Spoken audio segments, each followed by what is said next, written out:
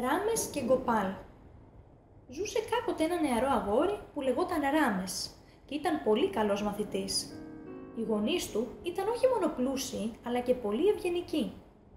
Στο σχολείο, οι μαθητές συνήθιζαν να φέρνουν φαγητό από το σπίτι για το μεσημεριανό τους γεύμα.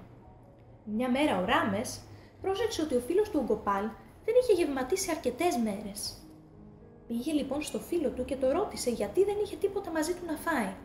Ο Γκοπάλ είπε: «Η μητέρα μου δεν μου έδωσε τίποτα. Λέει πως δεν υπάρχει τίποτα στο σπίτι». Ο Ράμες είπε: «Μην ανησυχείς, θα μοιραστώ το γεύμα μου μαζί σου». Και ο Γκοπάλ απάντησε: «Όχι, δεν μπορώ να πάρω το φαγητό σου». «Και βέβαια μπορείς», επέμεινε ο Ράμες. «Οι γονείς μου δίνουν περισσότερο φαγητό από όσο χρειάζομαι». Τελικά, ο Γκοπάλ συμφώνησε και για μερικές εβδομάδες τα δύο αγόρια μοιράζονταν το φαγητό του Ράμες. Μία μέρα, ο Γκοπάλ σταμάτησε να πηγαίνει στο σχολείο. Ο Ράμες ανησύχησε. Όταν ρώτησε το δάσκαλο γιατί ο φίλος του δεν ερχόταν, ο δάσκαλος του είπε: «Προέρχεται από μια φτωχή οικογένεια. Οι γονείς του δεν μπορούν να πληρώνουν τα δίδακτρα και έτσι δεν μπορεί πια να έρχεται στο σχολείο». Ο Ράμες λυπήθηκε πολύ για το φίλο του. Όταν τελείωσε το μάθημα, πήρε από το δάσκαλο τη διεύθυνση του Γκοπάλ και πήγε στο σπίτι του. Ο Ράμες ζήτησε από το φίλο του να ξαναγυρίσει στο σχολείο, λέγοντάς του ότι θα ζητούσε από τους γονείς του να πληρώνουν τα δίδακτρά του. Οι γονείς του Γκοπάλ συγκινήθηκαν από την ευγένειά του και ο Γκοπάλ ξανάρχισε να πηγαίνει στο σχολείο. Ο πατέρας του Γκοπάλ ήταν ηλικιωμένος. Σε λίγα χρόνια πέθανε. Η οικογένεια έμεινε χωρίς κανένα οικονομικό πόρο και ο Ράμες του συντηρούσε μέχρι με δικά του χρήματα. Όταν η αδερφή του Γκοπάλ αρρώστησε σοβαρά, η οικογένεια δεν μπορούσε να αντιμετωπίσει τα έξοδα του νοσοκομείου και πάλι ο Ράμες του συνέτρεξε. Ήταν με κάθε τρόπο ο φύλακας άγγελος της οικογένειας του Γκοπάλ.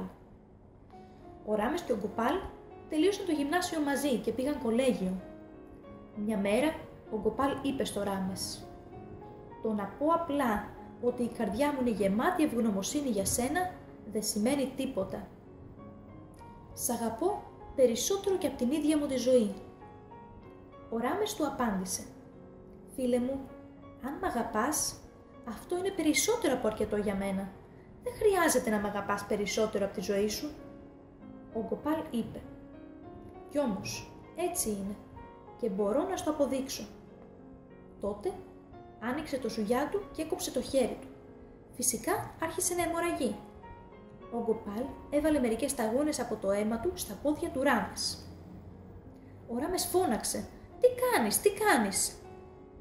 Άγγιξε την πληγή του Γκοπάλ και έβαλε μερικές σταγόνες αίμα πάνω στην καρδιά του λέγοντας: «Αυτή είναι η σωστή θέση για το αίμα της ζωής σου.